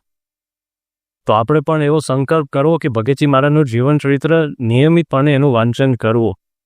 મહાન સ્વામી મહારાજે તો 2 વર્ષ પહેલાં એવી વાત કરી કે ભગતજી મહારાજનું જીવન ચરિત્ર તો વાંચવું, આખું જીવન ચરિત્ર કંઠસ્થ કરી નાખજો. કોઈ હજી સુધી આજ્ઞા પાડી નથી. આ તો અધિવેશનના 20 પુષ્પ આપણને ક્યારે ભારે લાગતા હોય, પણ બાપાએ આવો પણ સંકલ્પ કર્યો છે મહાન સ્વામી કે આ ભગતજી મહારાજનું આખું જીવન ચરિત્ર કંઠસ્થ કરવા જેવું છે. 2019ની સાલમાં મહાન સ્વામી મહારાજ ઓક્ટોબર મહિનામાં ગોંડલમાં વિરાજમાન હતા. ભગતજી મહારાજ સંબંધી કેટલાક ગ્રંથો, શ્લોકો વગેરે બધું લખાતું હતું. તો સ્વામીને પ્રશ્ન પૂછ્યો કે ભગતજી મહારાજનો કયો અસાધારણ ગુણ લખવો જોઈએ. તે વખતે મહાન સ્વામી મહારાજે વાત કરી કે અમારા ગુરુ શાસ્ત્રીજી મહારાજ એવું કહેતા કે ભગતજી મહારાજે ભગવાનમાં કેવો માલ માન્યો હશે. આ વાત તમે કરો, આ વાત તમે લખો. પ્રશ્ન પૂછાયો છે મહાન સ્વામીને કે તમે અમને કહો, પણ મહાન સ્વામીએ પોતાનો કંઈ ગુણ એમ કંઈ વાત ના કરી કે મને આ ગુણ ગમે છે, એમ નહીં. એમને કહ્યું શાસ્ત્રીજી મહારાજ હંમેશા આનું નિરૂપણ કરતા કે ભગતજી મહારાજે ભગવાનમાં કેટલો માલ માન્યો હશે. ત્યારે આવી સાધના થઈ. આપણે હમણાં ભાગવતનું મંગલાચરણ કર્યું. ભાગવતના 12 સ્કંદ આવે છે, 18,000 શ્લોકો છે. એક સ્કંદમાં જુદા જુદા આખ્યાનો આવે છે. કોઈ એક પણ સ્કંદ એવો નથી કે એક માત્ર કોઈક અવતારની કથા આવે કે એક માત્ર ભક્તની કથા આવે. દશમ સ્કંદ, એકાદશ સ્કંદમાં તો હજારો શ્લોકો આવે છે અને એમાં પ્રધાનપણે કૃષ્ણ ભગવાનના ચરિત્રો છે, પણ વચ્ચે વચ્ચે ઉદ્ધવજીનું આખું આખ્યાન આવશે, અક્રૂરજીની બધી વાતો આવશે. 3, 4, 5 બધા સ્કંદમાં 4, 5, 6, 7, 8, 10, 10, 20 જુદા જુદા આખ્યાનો આવે છે. રામચંદ્ર ભગવાનનું આખું આખ્યાન એક જ અધ્યાયમાં પૂરું થાય છે ભાગવતમાં. પણ ભાગવતની એક વિશેષતા છે કે આખો એક સ્કંદ એક ભક્ત માટે રાખ્યો છે. 7મો સ્કંદ પહેલેથી માંડીને 15મો અધ્યાય સુધી 15 અધ્યાય આખો સ્કંદ ભગવાન માટે નહીં, પ્રહલાદજી માટે મૂક્યો છે. અને પ્રહલાદજીનો આ જ એક અસાધારણ ગુણ છે જે બીજા કોઈ ભાગવતના ભક્તમાં નથી કે પ્રહલાદજીએ ભગવાનમાં કેવો અસાધારણ માલ માન્યો હશે, ભગવાનનો યથાર્થ લાભ લીધો. ભાગવતમાં બીજા જેટલા ભક્તો છે ભગવાનનો લાભ લીધો છે, પણ એને જે જોઈતું હતું ને એ જ લાભ લીધો. કોઈકે પ્રાર્થના કરી કે મારા શત્રુનો વિનાશ થાય, કોઈકે પ્રાર્થના કરી કે મારા ધન નથી તે ધન થાઓ, મારા સંતાન નથી તે મને સંતાન મળે, કોઈકે પ્રાર્થના કરી કે મને રાજ્ય મળે. એક જ ભક્તે બરાબર પ્રાર્થના કરી કે મારી મુક્તિ થાય, મને જ્ઞાન થાય. એક માત્ર પ્રહલાદે. આપણે બધાની ગાડી છે ને, એમાં ગાડીમાં સ્પીડોમીટર હોય, આપણે ચલાવીએ છીએ તો 70-80, પણ સ્પીડોમીટર બતાવે છે કે 150 સુધીની ગતિ આ ગાડી કરી શકે, પણ કોઈ હજી ગાડીની ક્ષમતા પ્રમાણે ગાડી ચલાવી નથી. બરાબર, આપણે વાપરીએ છીએ ખરા, પણ આપણે આપણી શક્તિ પ્રમાણે વાપરીએ છીએ, ગાડીની શક્તિ પ્રમાણે નથી વાપરતા. બધા ફોન વાપરીએ છીએ, $1000 દબલા છે, પણ તોય આપણે 2-3 વસ્તુ કરીએ છીએ. થોડું વોટ્સએપ કરીએ, એકાદ ફોન કરીએ, એકાદ ઈમેલ મોકલે, થોડું યુટ્યુબની વિડીયો જોઈએ છે. આ જ ફોન ઉપર લોકો અવકાશમાં યાન મોકલે છે. હવે આપણે પાસે જે વસ્તુ છે એ જ વસ્તુ એ લોકો પાસે છે, પણ એને કાઢતા આવડે છે, એને ખબર છે કે આ વસ્તુમાં કેટલો માલ છે. બીજા જેટલા ભક્તો થઈ ગયા છે પૂર્વે અને આજે પણ મોટા ભાગે જે ભક્તો થઈ ગયા છે, ભગવાન જાણીને મુક્તિદાતા પાસેથી બંધન જ માગે છે કે તમે બધું આપી શકો એવા છો, તો મને ધન નથી તે ધન મળે, મારે વિઝા નથી તે વિઝાનું કામ થઈ જાય તો સારું પડે. પણ ભગવાન પાસેથી ભગવાન જેવી સ્થિતિ, તમારી જેવી સ્થિતિ છે એવી સ્થિતિ મને થાય એવું માગનારા બહુ ઓછા છે. એવા પ્રહલાદજી છે, એવા ભગતજી મહારાજ છે. પ્રહલાદજીના આખ્યાનમાં આપણે એક ડોક્યુ કરીએ, હિરણ્યકશ્યપુને 5 સંતાન હતા અને બહુ ક્રિએટિવ માણસ નહોતા, એટલે એમને 4 છોકરાના નામ પાડ્યા છે: લાદ, સમલાદ, અનુલાદ અને પ્રહલાદ. બહુ ક્રિએટિવ નથી, એક જ નામ અને એમાં જુદા જુદા ઉપસર્ગો મૂકીતા. અને એક દીકરીનું નામ હતું સિંહિકા. સિંહિકાનો દીકરો એટલે રાહુ, જે આપણે ગઈકાલે આખી રાત જગાવ્યા હતા ને ગ્રહણમાં, અને 15 દિવસ પછી ફરી આવવાના છે ને આપણે થોડુંક લડવા માટે, ટાઈમે ટાઈમે ગ્રહણમાં આવે એ રાહુ. એટલે આ પરિસ્થિતિમાં એના 5 સંતાન હતા. નાનામાં નાનો દીકરો હતો પ્રહલાદ. નાના દીકરા વિશેષ એનો પ્રતિ વિશેષ પ્રેમ. એના આચાર્યને સોંપી દીધું. એમના કુળ પુરોહિત હતા શુક્રાચાર્ય. શુક્રાચાર્ય એમના 2 દીકરા શન અને અમર્કને સોંપી દીધું કે તમે આ છોકરાને ભણાવો. તો હવે ગુરુકુળમાં લઈ ગયા અને ભણાવતા હતા. અને એમાં પ્રહલાદજીએ નવદા ભક્તિનો ઉપદેશ એના મિત્રને આપ્યો. શ્રવણમ કીર્તનમ વિષ્ણુ સ્મરણમ અર્ચનમ પાદ સેવનમ વંદનમ દાસ્યમ સખ્યમ આત્મનિવેદનમ. 9 પ્રકારની ભક્તિની વાતો કરી. જ્યારે એમના પિતાને ખબર પડી કે આ પ્રકારની બધી વાતો કરે છે, હું સાક્ષાત એનું ભરણ પોષણ કરનારો છું, હું રાજા છું, આ આખા રાજ્યમાં જેટલું કંઈ સારું થાય છે મારા લીધે થાય છે, અને આ તો કોઈ બીજાને ભજે છે. તો આવીને બંને આચાર્યને ખખડાવ્યા અને આચાર્યને વાત કરી પ્રહલાદની હાજરીમાં કે તમે આને ખોટું કેમ ભણાવ્યું છે, કોને આને આ બધું અવળું અવળું શીખવાડ્યું છે. ત્યારે પ્રહલાદ 5 વર્ષનો બાળક હતો, 5 જ વર્ષ. ત્યારે એને એના પિતાને વાત કરી કે કોઈએ મને ભણાવ્યું નથી, આ સંસારી જીવ તમારા જેવા બધા જ દળેલું દળે છે, ચાવેલું ચાવે છે, ચરણિત ચળવ માણામ. કે તમે જે જન્મમાં પૂર્વજન્મમાં વિષય ભોગવ્યા છે અને આ જ વિષયો દરેક જન્મમાં ભોગવ્યા જ કરો છો. તો કોઈએ તમને શીખવાડ્યું છે? જ્ઞાતિદાન સ્વામી એમની વાતોમાં કહે છે કે ખાવું, ઊંઘવું અને વિષય ભોગવવા, એમાં કોઈ દિવસ ગુરુ કરવા પડે છે? બધાને સહેજે સહેજે આવડે છે ને. એ કાર્યક્રમ અનંતવાર કર્યો છે અને એ કાર્યક્રમ હજી ચાલુ જ છે. એમ પ્રહલાદજીએ વાત કરી કે કોઈ મને આ લોકમાં આ વખતે શીખવાડ્યું નથી, મારે તો અનાદિકાળથી આ બધું ચાલે છે. હવે હકીકતમાં તો આપણે વાત જાણીએ છીએ કે નારદજીએ એમને ભણાવ્યું હતું ગર્ભમાં, એ જ્ઞાન લઈને આ પૃથ્વી ઉપર આવેલા. નવદા ભક્તિની વાત છે. હવે આમાં એક અગત્યનો મુદ્દો છે. રામકિંકરજી મહારાજ થઈ ગયા છે, જેને આ પૃથ્વી ઉપર અભિનવ ગૌસ્વામીજી પણ કહે છે, રામાયણના સ્વામી ગણાય. એ કહે છે કે આ નવદા ભક્તિ છે ને ક્રમશઃ આપણી સાધનાનો ક્રમ બતાવે છે. શ્રવણ અને કીર્તન પરોક્ષ ભગવાનના એ થાય. શ્રવણ, કીર્તન અને સ્મરણ, આ 3 વસ્તુ છે પરોક્ષ ભગવાનમય થાય. શાસ્ત્ર વાંચીને પણ રામકૃષ્ણ બધાના શ્રવણ, કીર્તન અને સ્મરણ થઈ શકે. પણ પછી એ 3 પ્રકારની ભક્તિથી આગળ આવીએ એટલે પ્રગટ ભગવાનની જરૂર પડે. વંદન, અર્ચન, પાદસેવન. પણ હવે એક બીજો વિભાગ પડે છે, ત્રીજો, સખ્યમ અને આત્મનિવેદન. એમાં પ્રગટ ભગવાનથી આગળ પ્રત્યક્ષ ભગવાન રહે. ત્રીજા પ્રકારની વાતોમાં એક હરિભક્તે ગુણાતીતાનંદ સ્વામીને પ્રશ્ન પૂછ્યો કે પ્રગટ અને પ્રત્યક્ષમાં ફેર શું? જેમ હમણાં મેં વાત કરીને 3 વિભાગ, પરોક્ષ, પ્રગટ અને પ્રત્યક્ષ. પ્રગટ અને પ્રત્યક્ષમાં મોટાભાગે આપણી કથામાં કોઈ ફરક નથી પડતો, પણ અહીંયા હવે એક ફરક પડી જાય છે. ત્યારે ગુણાતીતાનંદ સ્વામી સમજાવે છે કે પ્રગટ એટલે મૂર્તિ, અર્ચન ભક્તિ મૂર્તિમાં થાય, વંદન ભક્તિ મૂર્તિ પાસે થાય. એટલે મૂર્તિ રૂપે ભગવાન આ પૃથ્વી ઉપર પ્રગટ છે જ. પણ સખ્યમ, ભગવાન સાથેનો વાગ વ્યવહાર, મિત્રતા, હેતપ્રીત વધે વિશેષ, અને આત્મનિવેદન, જે સંપૂર્ણ આત્મસમર્પણ કરવાનું છે ને એ પ્રત્યક્ષ ભગવાનને કરવાનું છે. ગુણાતીતાનંદ સ્વામીએ તે વખતે વાત કરી, બહુ મુદ્દાની વાત. સ્વામી કીધું કે પ્રગટ અને પ્રત્યક્ષમાં શ્રીજી મહારાજે વર્તાના 12મા વચનામૃતમાં શબ્દ વાપર્યા છે, પ્રત્યક્ષ ભગવાનને વિશે જો મનુષ્ય ભાવ આવે અને દિવ્ય ભાવ આવે તો ભક્તની વૃદ્ધિ કે હાનિ થાય છે. અને જો પ્રગટ ભગવાન પ્રત્યક્ષ ભગવાનને વિશે દિવ્ય ભાવ આવે તો અમાવાસ્યના ચંદ્રમા જેવા ભક્તો હોય તે પૂર્ણિમાના ચંદ્રમા જેવા ભક્તો થાય, મૂળ એની સાધના વધે. અને પ્રત્યક્ષ ભગવાનને વિશે મનુષ્ય ભાવ આવે તો પૂર્ણિમાના ચંદ્રમા જેવા ભક્ત થઈ ગયો હોય એ કક્ષા ઉપર પહોંચે તોય અમાવાસ્યના ચંદ્રમા જેવો થઈ જાય છે. એટલે કહેતા સત્સંગ ઘટે. પછી સ્વામીએ કીધું કે આ મૂર્તિ કોઈ દિવસ મનુષ્ય ભાવ દિવ્ય ભાવ બતાવે છે? તમે મૂર્તિના દર્શન કરો તો કોઈને બોલાવે ના બોલાવે, પાન બીડું કોઈકને આપે ના આપે, એ બધો પક્ષપાત તો સમતો રમે ને. એ બધો ક્યાં આવે તમારામાં? આ મૂર્તિને ક્યાં કંઈ બીજું થાય છે? એટલે મૂર્તિમાં દિવ્ય ભાવ મનુષ્ય ભાવનો કોઈ પ્રશ્ન નથી. એટલે અમુક ભક્તિ પરોક્ષની થાય, અમુક ભક્તિ માટે મૂર્તિની જરૂર પડે.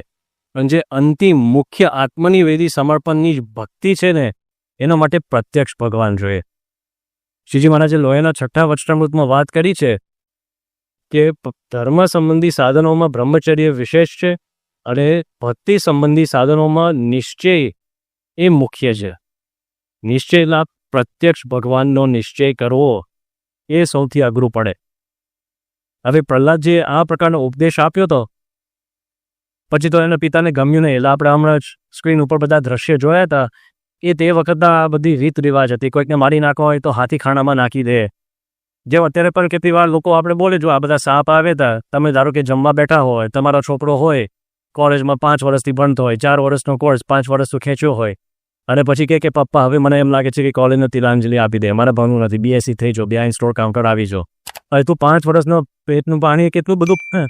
પછી આપણે શું બોલીએ? એમ ના કે એને ઠપકો આપવાનો નહીં, પણ આપણી રીત શું છે? મને હરફ કાઢાવ ને, બોલે કે મને સાપ લાવીને મને સાપ કાઢાવો, એટલે શું મને મારી નાખો ને એના કરતાં. આ બે કહેવાની રીત છે. આ બધી કહેવતો એમાંથી પડી ગઈ છે. સાપ કાઢાવે, પર્વત ઉપરથી ફેંક્યા, એમાં હોલિકા એ તો સીધી સ્ત્રી વાત હતી. તો એના માટે તો એવું હતું કે એ તો બળે જ નહીં, પણ ભગવાને અન્યથા કર્તુમ શક્તિ વાપરીને એને બાળી નાખ્યા. એટલે જ્યારે આપણે સત્સંગ કરીએ અને ખાસ કરીને પ્રત્યક્ષ ભગવાનની ભક્તિ કરવા માગીએ તો સમજી લેવાનું વિઘ્ન આવવાના જ છે. પરોક્ષ ભક્તિમાં કોઈ વિઘ્ન આવવાનું નથી. બધા પોતપોતાની રીતે કરે જ છે. પ્રત્યક્ષ ભક્તિ થાય એટલે સ્વામી એમની વાતોમાં કહે છે, આ સત્સંગ છે ને તમારા ગામવાળાને ગમતો નથી, તમારા નાતીલાને ગમતો નથી, તમારા પરિવારને ગમતો નથી. કારણ કે તમે એકાદશીનો ફરાળ લઈને બેઠા છો, પણ કોઈકનું લગ્ન છે એક જ લઈને કરતા છો, મને ખાઈ લો ને. તો તે વખતે શું કરવું? આપણે કહીએ કે ના જમો, અથવા ડુંગળી લસણવાળું કે હું નહીં જમું. પછી કહે કે તું ને તારા ગુરુ આ બધું ખોટું છે. આ પૃથ્વી ઉપર ક્યાં કૃષ્ણ ભગવાને કીધું છે ડુંગળી લસણ નહીં ખાવાનું? પરોક્ષમાં કદાચ નહીં કીધું હોય, પણ અમારા ગુરુએ કીધું છે. પછી તમે કહો કે અમારે તો અધિવેશનની તૈયારી કરવાની છે. અરે અમારા શાસ્ત્રમાં તો ગીતામાં કંઈ એવો ઉપદેશ નથી અધિવેશન કરો, પણ પરોક્ષમાં ના હોય. પણ મહાન સ્વામી મહારાજે મને આજે કીધું છે કે અધિવેશનની તૈયારી કરવાની છે, તો બીજા લોકો વાંધા વચકા કાઢશે. તો સમજી લેવાનું, જે વાંધા વચકા કાઢનારા છે ને એ બધા એ અંતે એક દિવસે બળી જવાના છે. જે સત્ય વાત છે એ રહે છે. છેવટે હિરણ્યકશ્યપુ એટલા બધા ત્રાસી ગયા એના દીકરાથી, પોતાના દીકરાથી ત્રાસી ગયા. તો એક થાંભલો ને લાલ ચોળ ગરમ કરી નાખ્યો. અને પછી એને પ્રહલાદને નજીક બોલાવીને વાત કરી કે તારા ભગવાન ક્યાં છે, તું મને કહે. તો આ જે ભગવાનને ભજે છે એ ભગવાન ક્યાં છે? પ્રહલાદજીએ કીધું કે ભગવાન ક્યાં નથી, તું મને સ્થાન બતાવ. પછી પ્રહલાદજીએ વિષ્ણુ પુરાણમાં એક ઉલ્લેખ આવે છે, એને એક સરસ દ્રષ્ટાંત આપ્યું. જેમ તાંતરામાં વસ્ત્ર ઓત અને પ્રોત છે. આપણને શું લાગે છે વસ્ત્રમાં તાંતરા છે? એવું નથી. તાંતરામાં વસ્ત્ર છે, તાંતરા ભેગા થાય છે, એમાંથી વસ્ત્ર બંધાય છે, એમાંથી વસ્ત્રની ભાત બહાર આવે છે. એમ પ્રહલાદજી કહે છે કે આ જગતમાં જેટલું કાંઈ છે મૂળ તો ભગવાન જ છે. દરેક વસ્તુમાં અંતર્યામીપણે, એક અણુમાં ભગવાન અંતર્યામીપણે રહે છે. જે વસ્તુમાં દેખાય છે એ ભગવાન એમાં છે, અને જે વસ્તુ દેખાતું નથી, ખાલી જગ્યા, અવકાશ, અંતરિક્ષ, એમાં પણ અણુમાં ભગવાન છે. એટલે જે કંઈક ભાતનું જાતનું દેખાય છે એ ભગવાનનું જ એક પ્રતિબિંબ એમ સમજો. તો તું મને પૂછે છે કે ભગવાન ક્યાં છે? હું તને પૂછું છું ભગવાન ક્યાં નથી. તારા થાંભલામાં એ ભગવાન છે. તો હિરણ્યકશ્યપુએ સાંભળ્યું કે આ તો વેદાંતના પારની બધી વાતો કરે છે, ચાલ તું આ થાંભલાને ભેટ. અને ભેટવા ગયા. વૈશાખ સુદ 13નો દિવસ હતો, 14નો દિવસ હતો, અને નૃસિંહ ભગવાન થાંભલામાંથી પ્રગટ થયા. હવે ભગવાનનું ભીષણ સ્વરૂપ, ન મનુષ્ય ન પશુ, એ બધા પ્રસંગો આપણે અત્યારે નથી કહેતા, પણ હિરણ્યકશ્યપુને પોતાના ખોળામાં લઈને છાતી ફાડી નાખી, મારી નાખ્યા. પછી એના આંતરડા લીધા અને પોતે હાર પહેર્યો હોય ને એવી રીતે હિરણ્યકશ્યપુના આંતરડા પોતે હાર રૂપે પહેરી દીધા અને એનું લોહી ચાટવા માંડ્યું. એના હાથ, છાતી. નૃસિંહ ભગવાનનું એટલું બધું ભયાનક સ્વરૂપ હતું, બધા ગભરાઈ ગયા. પછી હિરણ્યકશ્યપુનું અર્ધ ખાધેલું શરીર ધડ બાજુ ફેંકી દીધું જમીન ઉપર, અને પછી બેઠા હતા. અને બ્રહ્માજી ગભરાઈ ગયા કે આને શાંત કરવા માટે કોને મોકલવા? તો એને લક્ષ્મીજીને કીધું કે તમે જાઓ. લક્ષ્મીજી, મારું કામ નહીં. અને લખ્યું છે કે પ્રહલાદમ પ્રેષયામાસ, કે આ બાળકને મોકલો. પ્રહલાદજી ત્યાં ગયા, 43 શ્લોકો સુધી ભગવાનની સ્તુતિ કરી. અને એક સ્તુતિમાં એમને સરસ વાત કરી, યસ્મિન યતો યેન ચ યસ્ય યસ્મે યો યત યથા કુરુતે કાર્યતે ચ પરાવરેશામ પરમમ પ્રાક પ્રસિદ્ધમ તદ બ્રહ્મ તદ હેતુ અનન્ય દેકમ. કે જે સ્વયં આ જગત છે, જેને આ જગત છે, જેથી આ જગત છે, જેના માટે આ જગત છે, જેના થકી આ જગત છે, જેનું આ જગત છે, ને જેમાં આ જગત છે, અને જે સ્વયં બધું છે, એ જે અક્ષરથી પર જે પુરુષોત્તમ ભગવાન આપનામાં અંતર્યામી છે, આપ એક જ એવા પરમાત્મા પ્રત્યક્ષ આ પૃથ્વી ઉપર વિરાજમાન છો. અને તે વખતે વ્યાસજી લખે છે કે બધા જ ભગવાનના ભયાનક સ્વરૂપથી ગભરાયા. એ પ્રહલાદજી ગભરાયા નથી. ભગવાન પ્રત્યક્ષ આવે ને આ પૃથ્વી ઉપર, મોટા ભાગે બધા લોકો ગભરાઈ જશે. જે મૂર્તિને આપણે રોજ ભજીએ છીએ કોઈ પણ એ મૂર્તિ જો અહીં હાલતા ચાલતા બોલતા અહીં આવી જાય ને તો માણસ ગભરાઈ જાય. કારણ કે જો ભગવાનને એકવાર ભગવાન જાણ્યા પછી એ ભગવાન હવે મારી સાથે વાત કરશે, બીક એ જ હોય કે હવે મને શું આજ્ઞા કરશે. કારણ કે હવે તો ઓબિડિયન્સ આવે, આજ્ઞા પાલન કરવું પડે, કારણ કે ભગવાન જ છે ને. તે વખતે ભગવાને પ્રહલાદજીને કહ્યું કે જો હું તને આ રાજ્ય આપી દઉં અને તને સુખી કરી નાખું. પ્રહલાદજીએ કીધું કે તમે ના આવ્યા હો તો પાપ તો આપણો જ આપે. તો મારા પપ્પાએ આપવાના હતા રાજ્ય, તમને ભજ્યા તો રાજ્ય લેવા માટે કે તો ઓછા તમને ભજ્યા. જો તમે મારી ઉપર ખરેખર રાજી હો તો મારા ઇન્દ્રિય અને અંતઃકરણ એ ગણ થકી તમે મારી રક્ષા કરો. આ ભગવાન પાસેથી સાચો સંકલ્પ કર્યો. એટલે ગુણાતીતાનંદ સ્વામી એમની વાતોમાં કહે છે કે પ્રહલાદજીને માગતા આવડ્યું. આપણી પાસે પણ એ જ પુરુષ છે. ભગતજી મહારાજ પાસે પણ એ જ નિશ્ચય થઈ ગયો હતો. ભગતજી મહારાજ જ્યારે સત્સંગમાં આવ્યા ત્યારે યોગાનંદ સ્વામીએ એમને વર્તમાન ધરાવ્યા. આ તો તમારે બહુ કંઈ યાદ રાખવાની જરૂર નથી, પણ હું તો યાદ રાખું છું કે મહુવામાં યોગાનંદ સ્વામી વિચરણ કરતા હતા તે વખતે એના પ્રાગજી ભગત નાના હતા એને વર્તમાન ધરાવ્યા. ધન્યોસ્મી પૂર્ણ કામોસ્મી. પછી એને એક સારો ઉપદેશ આપ્યો કે તમે વળતા જાઓ અને ગોપાળાનંદ સ્વામીનો સમાગમ કરો. 13 વર્ષ સુધી 1895 સંવતથી 1908 સુધી ગોપાળાનંદ સ્વામીનો સમાગમ 13 વર્ષ સુધી સારામાં સારી રીતે કર્યો. અને કે હદ સુધી એમની સેવા ભક્તિ હતી કે ગોપાળાનંદ સ્વામી અડધી રાત્રે જે સમયે જાગવું પડે લઘુ પેશાબ માટે તો પ્રાગજી ભગત એના 5 મિનિટ પહેલાં જાગીને હાથ ધરે કે આવો સ્વામી હું તમને લઈ જાઉં સેવામાં. તો કિશોર અવસ્થામાં અલ્લાહ સજાગ હતા, અલ્લાહ તત્પર હતા. ગોપાળાનંદ સ્વામીની સારામાં સારી સેવા કરી. ગોપાળાનંદ સ્વામીનો અંત અવસ્થા આવી ગઈ અને ભગતજી મહારાજ થોડા મૂંઝવણમાં હતા કે હવે સ્વામી આપ વગર અમારે શું થશે. તે વખતે ગોપાળાનંદ સ્વામી કીધું કે તમે જૂનાગઢ જાઓ અને ગુણાતીતાનંદ સ્વામીનો સમાગમ કરજો. ગોપાળાનંદ સ્વામીનો આ છેલ્લો આદેશ હતો. સ્વામીએ દેહનો ત્યાગ કર્યો. 1908ની સાલમાં પહેલી વાર જૂનાગઢ ગયા અને જૂનાગઢ મંદિરમાં પ્રવેશ કર્યો. ગુણાતીતાનંદ સ્વામીએ દૂરથી જોયા અને ગુણાતીતાનંદ સ્વામી બોલ્યા, ઓહો આ વનનું મૃગલું ક્યાંથી આવે છે. સ્વામીએ આ વાત કરી એટલે એમને તો હાથ જોડીને કીધું કે મહુવાનો પ્રાગજી છું. ગોપાળાનંદ સ્વામીએ મને અહીંયા આપનું નામ દઈને અહીં મોકલ્યા છે. મારી ભલામણ તો નહીં કરી હોય પણ હું આપની સેવામાં આવ્યો છું. ત્યારે ગુણાતીતાનંદ સ્વામીએ આજુબાજુ જોયા અને 2-4 હરિભક્તો સંતો હતા. એમને કીધું કે અમારા બેનું પૂર્વનું પ્રીત છે, તમે ચિંતા ના કરતા, હું ઓળખું જ છું એને. અને ભગતજી મહારાજ આવ્યા. 1 મહિનો સુધી સમાગમ કર્યો, 1 જ મહિનો.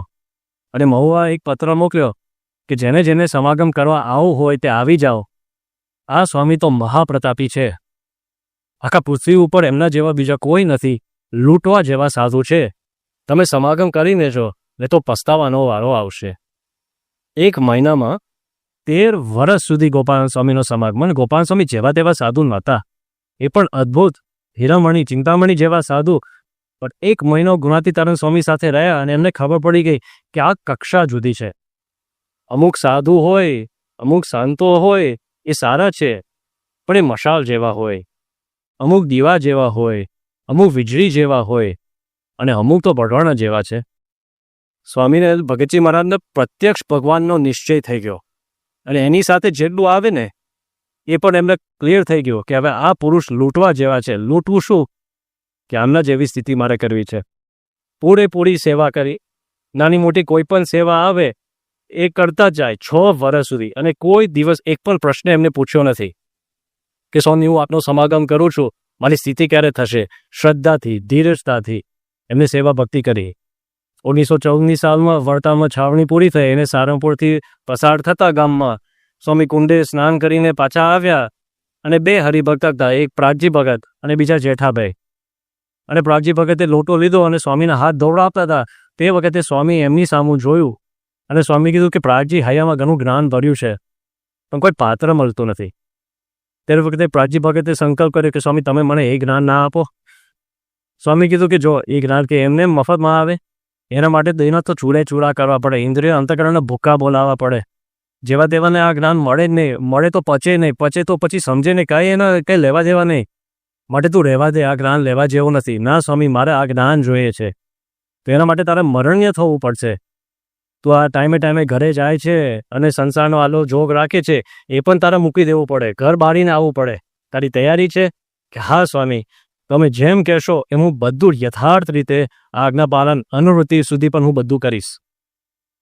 સ્વામી કીધું કે ભલે, તો આમ જ ભલે, તો મળશે તને જ્ઞાન.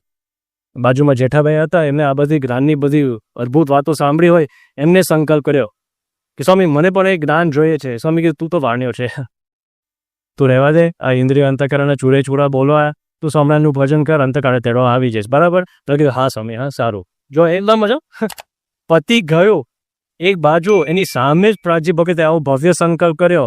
જેઠાભાઈ બે વાત સાંભળી, સ્વામિનારાયણનું ભજન કરે, અંતકાળે ટેવા આવી, બસ પૂરું થઈ ગયું.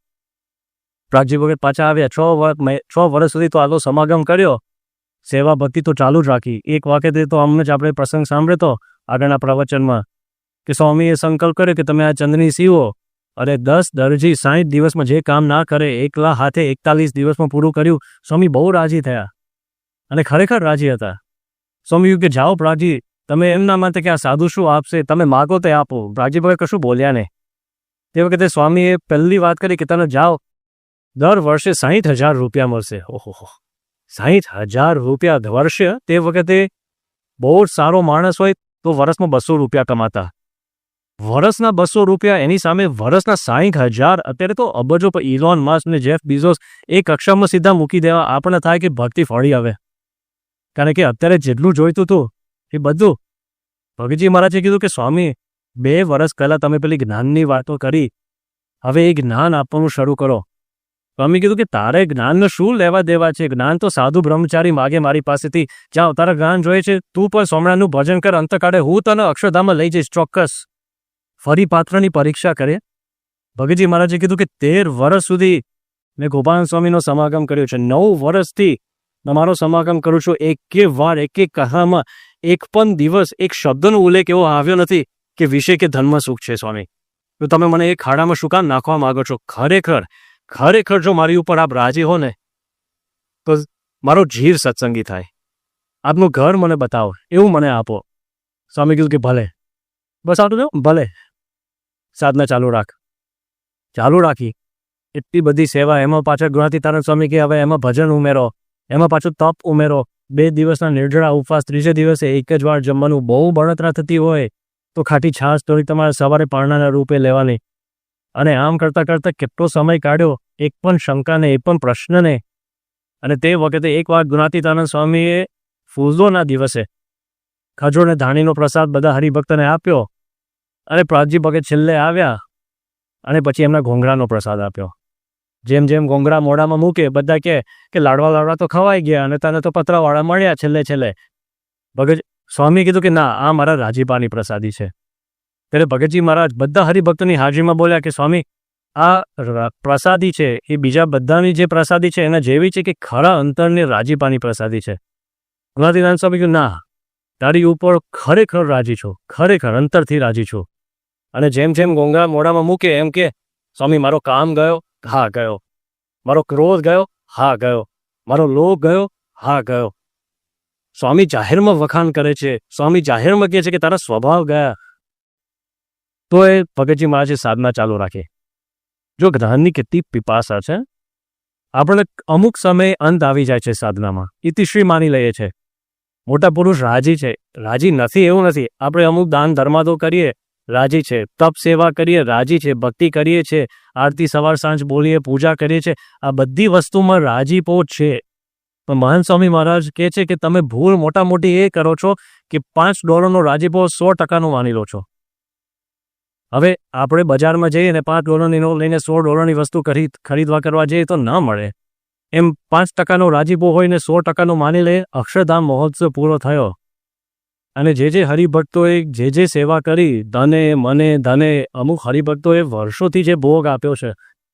અને તે વખતે મહાન સ્વામી મહારાજ રાજી હતા જ. એવું નથી કે એમનો રાજીપો ખોટો હતો, અને બહુ રાજી હતા. અને જાહેરમાં એ રાજીપો વ્યક્ત કર્યો બધા ઉપર કે હું તમારી ઉપર અંતઃકરણપૂર્વક, હૃદયપૂર્વક રાજી છું.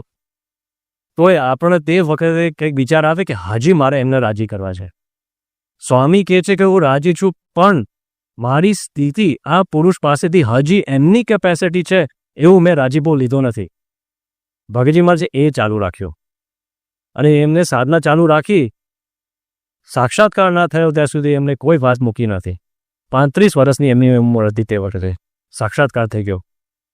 જે ક્ષણે ભગવાનનો સાક્ષાત્કાર થઈ ગયો તે વખતે એમને ગુણાતીતાનંદ સ્વામીને વાત કરી, હવે આપનો મહિમા યથાર્થ છે એમ મને જણાય છે. લોહીના 7મું વચનામૃત છે, એનું ટાઇટલ છે ઇન્દ્રિય, અંતકરણ અને જીવ તદાશ્રિત અનુભવ જ્ઞાન. અનુભવનું જ્ઞાન શું છે? સંત સ્વામી સમજાવતા કે જેમ ભાગવતમાં પરીક્ષિતને મનુષ્ય ભાવ આવ્યો કે શ્રી કૃષ્ણ ભગવાન પરધારાનો સંગ કરે છે, પર સ્ત્રીનો સંગ કરે છે, તો નિષ્કામી કેવી રીતે કહેવાય? ત્યારે શુકદેવને અનુભવ જ્ઞાન શું હતું કે જેના ભજને કરીને હું પોતે નિષ્કામી થયો છું, એમના જીવનમાં કેવી રીતે કોઈ દોષ સંભવે? એમ આપણને જ્યાં સુધી અનુભવ જ્ઞાન ના થાય, અનુભવ એકદમ જેમ આપણને કંઈક વ્યવહારનો અનુભવ થયો એ અનુભવ નહીં, પણ આધ્યાત્મિક અનુભવ, કે જે દિવસ આપણે બ્રહ્મરૂપ ના થઈએ ત્યાં સુધી આપણને ખબર નહીં પડે કે આ પુરુષમાં ખરેખર કેટલું સામર્થ્ય છે. ત્યારે આપણને ખબર પડશે કે જેના ભજને કરીને હું આવી સ્થિતિને પામ્યો એમનામાં કેવી ઉચ્ચ ભૂમિકાની સ્થિતિ હશે.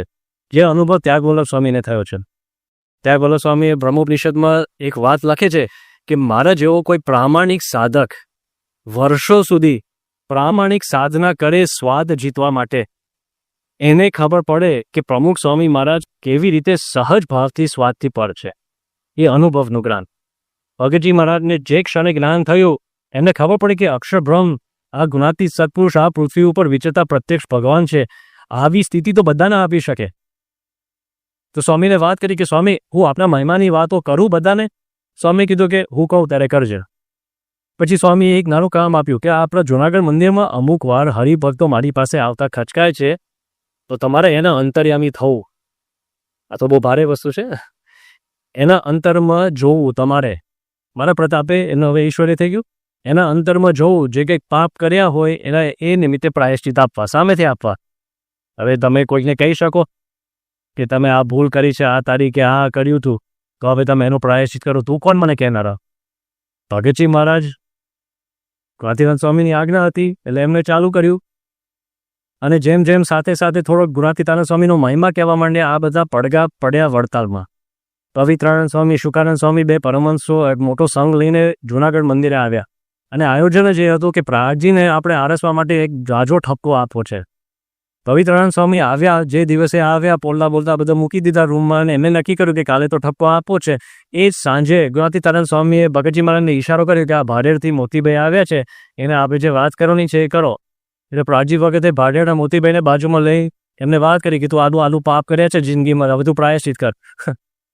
એટલે મોતીભાઈ બધું થોડું બોકીરો તો કરે કે તું કોણ અને આમ છે તેમ છે, પણ કબૂલ તો કરવું પડે.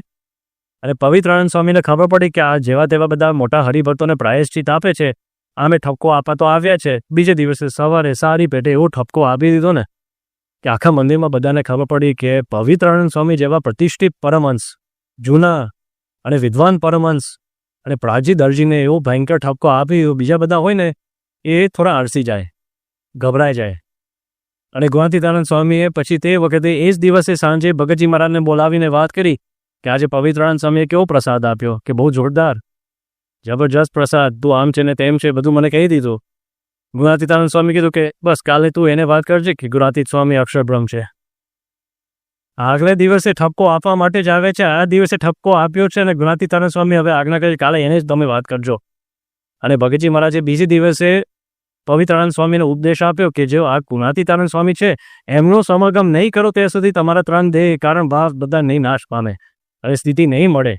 ભલે તમે મહારાજને મળેલા છો, ભલે મહારાજની સેવા કરી છે, જેને સ્વામિનારાયણ ભગવાનના દર્શન કરે છે એનો એક જ પગ અક્ષરધામમાં છે. આ સ્વામીને તમે સેવા કરશો ત્યારે તમારા બંને પગ અક્ષરધામમાં આવશે. અને પવિત્રાનંદ સ્વામીએ નક્કી કર્યું હવે તું તને વિમુખ ના કરો તો મારું નામ પવિત્રાનંદ નહીં. ગુણાતીતાનંદ સ્વામી સાથે મીટિંગ કરી અને પ્રાજી ભગત આ બધું જુએ કે ગુણાતીતાનંદ સ્વામી, પવિત્રાનંદ સ્વામી આ બધા ભેગા થયા છે. ગુણાતીતાનંદ સ્વામીની આજ્ઞાથી એમનો નિશ્ચય મને છે, હું એમનો પરમ ભક્ત છું, એ મારા ગુરુ છે અને મારો પક્ષ રાખતા નથી. અને ગુણાતીતાનંદ સ્વામી એમને વિમુખ થવા દીધા. પ્રત્યક્ષ ભગવાનનો નિશ્ચય થયા પછી પણ આ એક બહુ મોટી બીક આપણને રહે છે કે મનુષ્ય લીલા બતાવશે તો. મહાન સ્વામી મહારાજ જ મનુષ્ય લીલા બતાવવાના છે. જો મહાન સ્વામી મહારાજની શક્તિ કેવી છે, વાતાવરણ ઉપર એમનું કંટ્રોલ છે.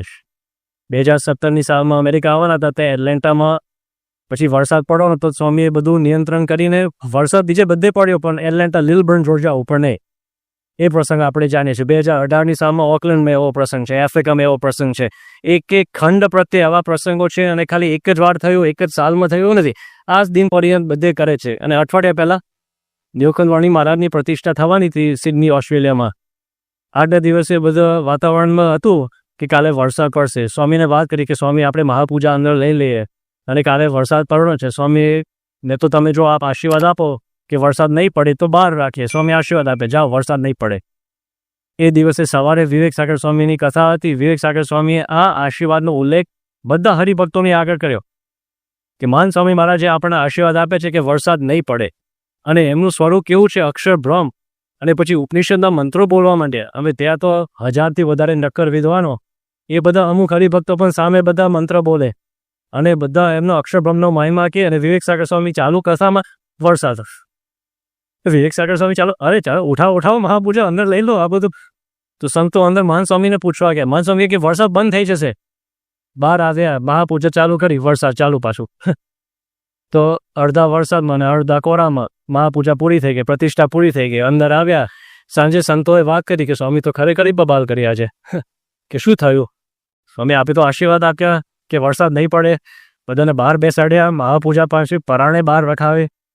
તો વરસાદ પડ્યો કેમ? બસ એમ ભગવાનની ઈચ્છા. પછી આદર્શ જીવન સ્વામીએ બીજો પ્રશ્ન પૂછ્યો કે સ્વામી આ તો વિવેક સાગર સ્વામીએ તો એટલું બધું જોરથી તમારો મહિમા કીધો, તો એવું તો રાખવું જોઈએ ને કે તમારી લાજ ના જાય. એના માટે તો ચમત્કાર કરવો જોઈએ. સ્વામી કે ના, મને કંઈ રસ નથી એમાં, કઈ વાંધો નહીં, ભગવાનની ઈચ્છા. એટલે મારી પડી નથી, જે તમારે બોલવું હોય તો બોલો.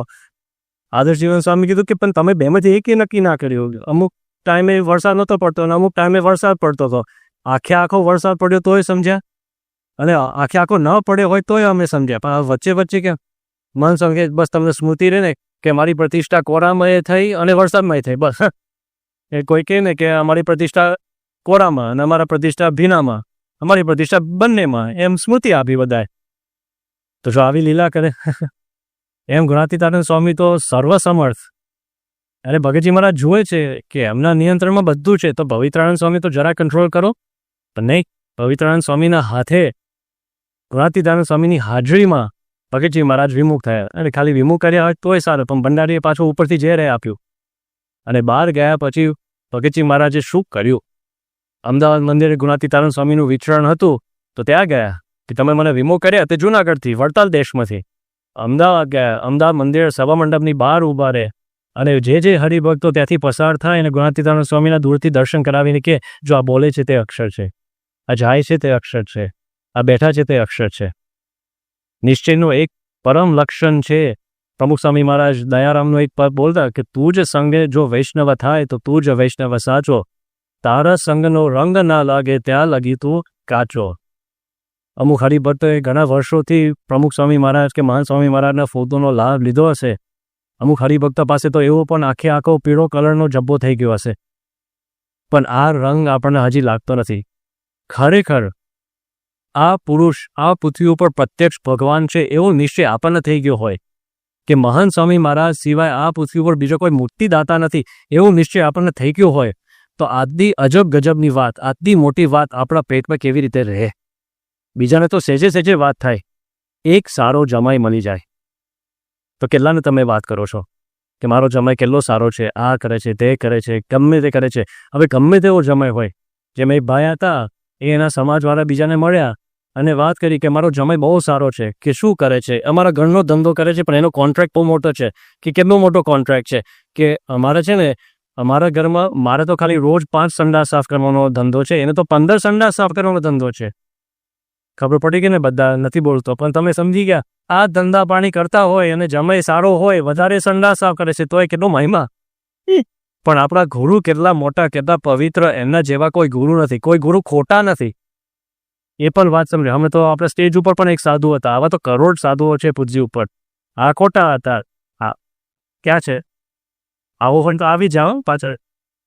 અમુક વાર હરિભક્તો અમને કહે ને કે સ્વામી અમે તો ભૂલથી લગ્ન કરે, ગઈકાલે બધાના હાર પહેરાવીએ ને, તો અમુક વાર કહે કે અમે તો 30 વર્ષ પહેલાં, 34 વર્ષ પહેલાં, 16 વર્ષ પહેલાં છેલ્લે હાર પહેર્યો હતો, હવે તો શું કરીએ, આજે પહેરીએ છીએ.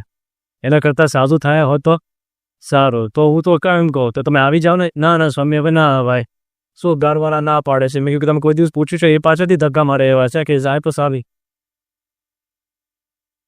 એટલે અમે પણ સુખ્યા થઈએ. એને કંઈ ફરી લગ્ન ના કરે, એ પણ સેવામાં આવી જાય ને, એવું એનો ભાવમાં હોય. પણ કરોડો સાધુ છે, એની મર્યાદા હોય. જેમ પહેલા ધોરણના શિક્ષક છે, એને કક્ષા એટલી છે કે આપણને બીજા ધોરણ સુધી લઈ જાય. હાઈસ્કૂલના શિક્ષક છે, આપણને PhD ના કરાવી શકે. PhDનો શિક્ષક હોય એ અમુક કક્ષા સુધી આપણને લઈ જાય. આ સંત છે ને, આપણને અક્ષર જેવી સ્થિતિ પમાડી શકે. આ એક જ એવા પુરુષ છે આ પૃથ્વી ઉપર, 8 અબજની વસ્તીમાં આ એક જ એવા છે કે ભગવાનના ખોરામાં બેસાડી શકે એવા છે. તો આજે આપણે આ નિષ્ઠા જો થઈ જાય, જે આપણને બધાને થઈ જ ગઈ છે, તો આ રંગ પાકો રાખવા માટે એ આપણને જે કંઈ નાની મોટી આજ્ઞા કરે એ આજ્ઞામાં જંપલાવો.